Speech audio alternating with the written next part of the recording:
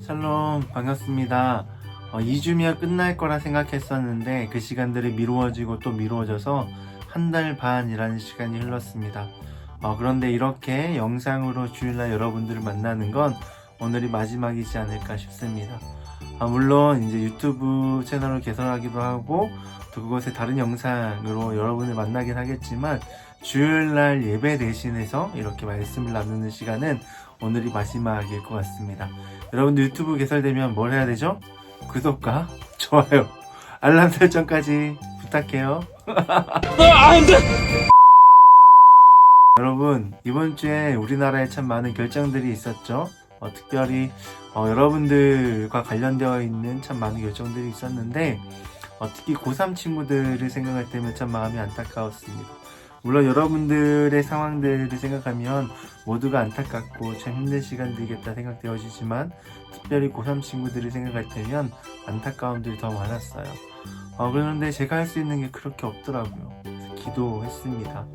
그리고 오늘 말씀을 통하여서 우리의 모든 상황을 역전시키셔서 선을 이루어 가실 그 주님을 나누고자 준비했습니다. 여러분, 이 시간 말씀을 통하여서 우리의 어떤 상황 가운데서도 선을 완성하시는 그 주님을 경험할 수 있기를 축복합니다. 자, 오늘부터는 이전까지 나누었던 열왕기의 말씀이 아니라 마태복음의 말씀을 나누려고 합니다. 마태복음 이 성경책은 어떠한 성경이냐면 물론 이 복음서를 어떠한 한 가지 목적을 가지고 있다, 한 가지 주제로 설명할 수는 없지만 이 복음서라는 특징이 예수님이 어떠하신 분이신지를 드러내는 책이라고 이야기할 수 있는데 특별히 마태복음은 유대인들에게 예수님 메시아이심을 증거하는 책이다라고 짧게 설명할 수 있겠습니다. 물론 이 설명이 마태복음의 모든 것들을 다 설명할 수는 없지만 주된 내용이 그것이다 라고 이해할 수 있겠습니다. 그래서 오늘 우리가 읽었던 4장 이전의 말씀을 보면 1장에서는 예수님의 족보가 그리고 예수님의 나심이 그리고 그 나심을 경배하러 온 동방박사와 또 그 나심을 시기하고 질투했던 헤롯의 그 모습들, 그리고 3장에서는 세례 요한이 예수님에게 세례를 주는 그런 모습들까지 나타나는데요. 그렇게 예수님이 세례를 받으신 이후의 내용이 오늘 우리가 읽은 4장의 말씀입니다.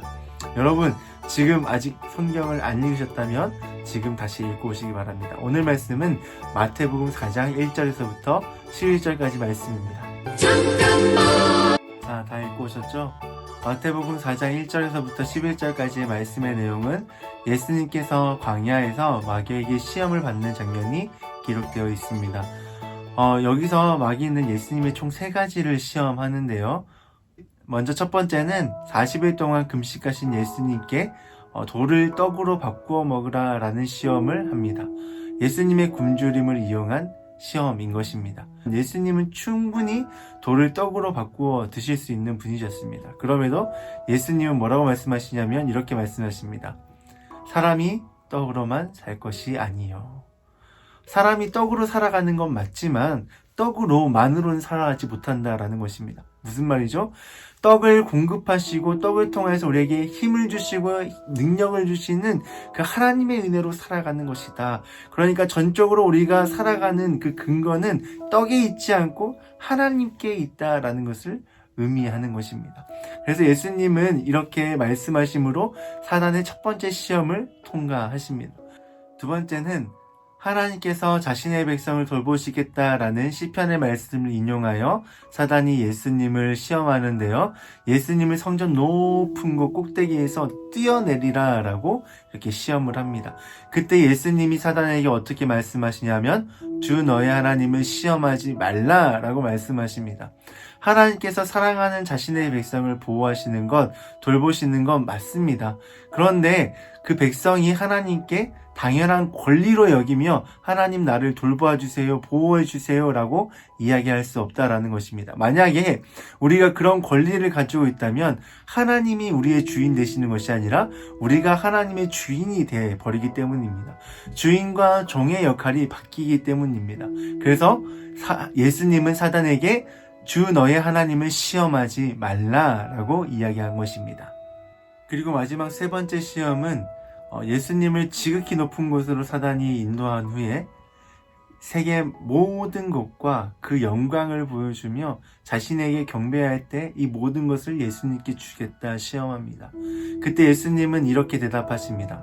사단아 물러가라. 기록되었으되 주 너의 하나님만 경배할지어다. 다만 그를 섬길지어다 라고 말씀하십니다.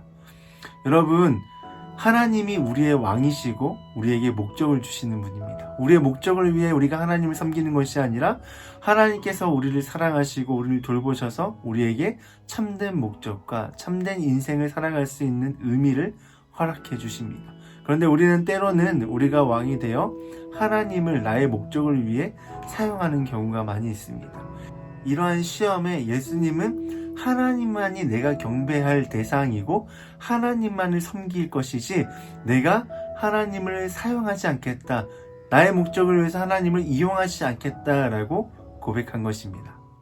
오늘날 우리가 하나님의 은혜로 살아갈 수 있다는 사실, 그리고 하나님이 우리를 보호하시지만 그게 권리가 아니라 하나님이 우리를 사랑하셔서 우리에게 은혜로 허락하신다는 사실, 그리고 하나님이 내 인생의 목적을 허락하시는 분이라는 사실을 어떻게 깨달을 수 있을까요? 이 말씀을 통하여서 깨달을 수 있습니다. 예수님께서 신명기 6장과 8장 말씀을 통하여서 그 사단의 시험을 이겨내신 것처럼 오늘날 우리도 이 말씀을 의지하고 이 말씀 가운데 거할 때에 이런 시험들을 극복해 나갈 수 있습니다. 사랑하는 여러분, 이 말씀을 더욱더 사랑하고 이 말씀 묵상하기 힘쓸 수 있었으면 좋겠습니다. 그래서 정말 예수님의 모습과 같이 이 땅 가운데서 하나님을 증거하고 또 하나님을 알리며 또 하나님의 사랑을 나누는 그런 귀한 사명자의 역할, 예배자의 역할을 감당할 수 있는 저와 여러분 될 수 있기를 주님의 이름으로 축복합니다. 이제 말씀을 정리하겠습니다. 마태복음에서는 예수님께서 이 시험을 승리하심으로 우리를 구원하실 수 있는 메시아이심을 다시 한 번 더 증거합니다. 여러분, 그렇습니다.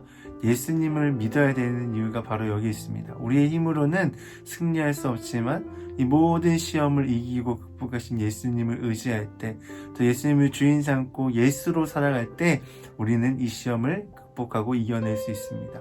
이 말씀을 통하여 예수님을 더욱더 깊이 체험하고 그 예수님을 사랑함으로써 또 예수님으로 살아감으로써 이렇게 우리에게 주어진 이 시험들, 또 우리에게 주어진 이 유혹들을 이겨내서 정말 하나님께서 예비하신 그 하나님의 나라에 들어갈 수 있기를 주님의 이름으로 축복합니다.